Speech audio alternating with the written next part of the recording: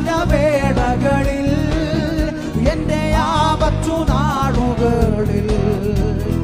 ആഗതനാമരികിൽ ആശ്വസിപ്പിച്ചിടുവാൻ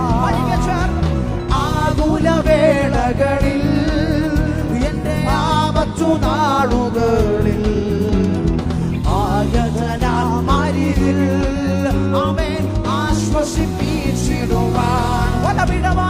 വലവിടമായിരങ്ങൾ വലിയവ